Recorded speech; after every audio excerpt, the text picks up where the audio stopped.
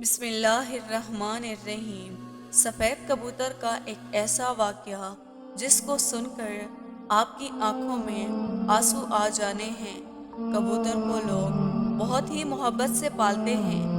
آج کا واقعہ سننے کے بعد آپ کبوتر سے بے انتہا محبت کرنے لگیں گے۔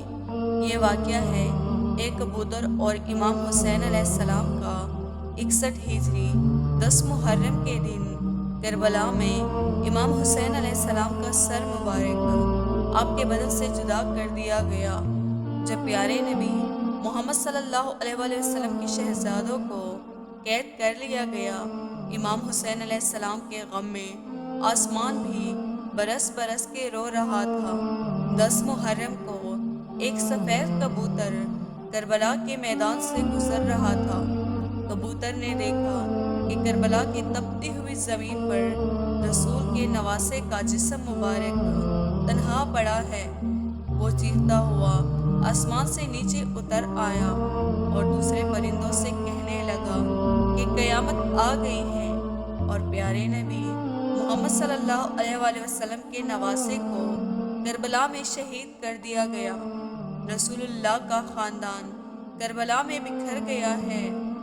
یوں کبوتر کربلا میں آ کر پھرنے لگے اور امام حسین علیہ السلام کے غم میں رونے لگے، اور اس کبوتر نے اپنے آپ کو حضرت امام حسین علیہ السلام کے خون سے تر کر لیا اور واپس اڑ گیا۔ پھر وہ کبوتر اڑتا ہوا مدینہ شریف جا پہنچا اور طواف کی طرح پیارے نبی محمد صلی اللہ علیہ وآلہ وسلم کے روضے کے ارد گرد چکر کاٹنے لگا۔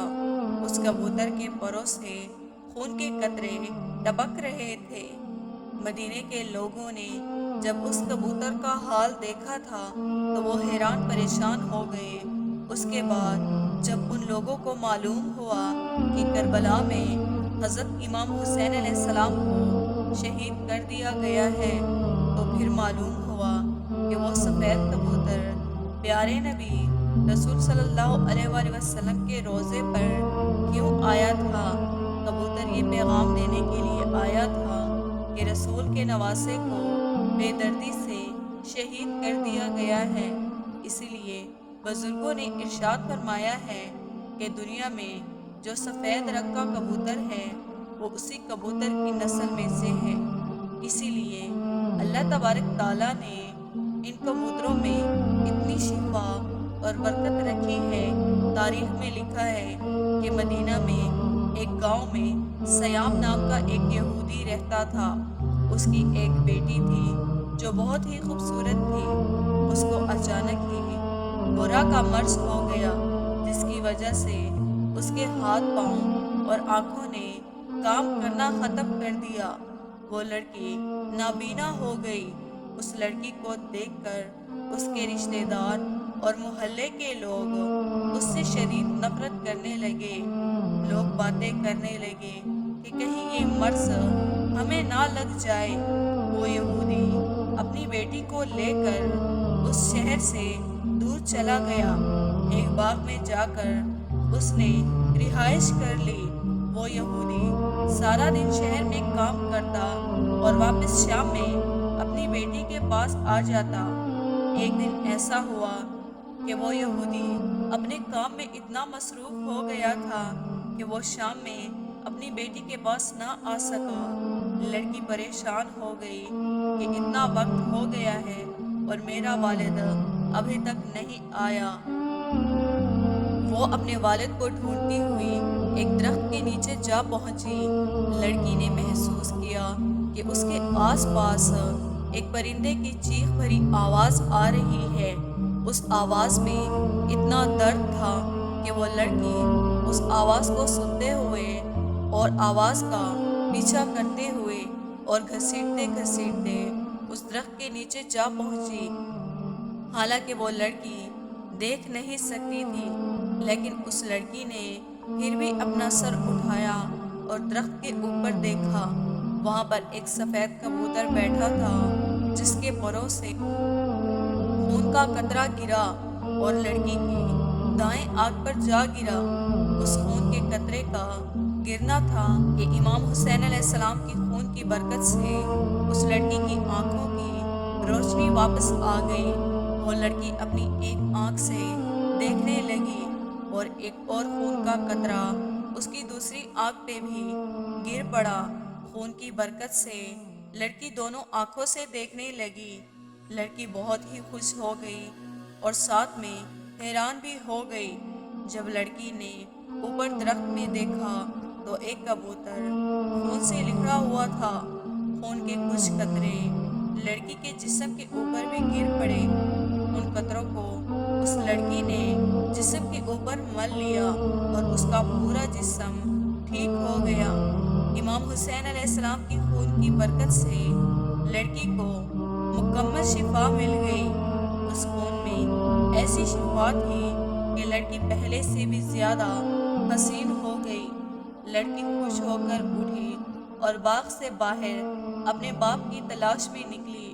جیسے ہی باہر آئے تو سامنے اس کا والد تھا۔ اس کے والد نے اس لڑکی سے پوچھا، اے لڑکی، تم ہو یہاں پر؟ میری ایک بیٹی رہتی ہے، جس جگہ میں اس کو چھوڑ کر گیا تھا وہاں وہ موجود نہیں۔ کیا تمہیں پتا ہے کہ میری بیٹی کہاں ہے؟ لڑکی خوش ہو کر رو کر بولی، اے بابا، میں ہی آپ کی بیمار بیٹی ہوں اور اب میں صحت یاب ہو گئی ہوں۔ یہودی یہ سن کر اتنا خوش ہوا کہ اس کی آنکھوں میں آنسو آ گئے۔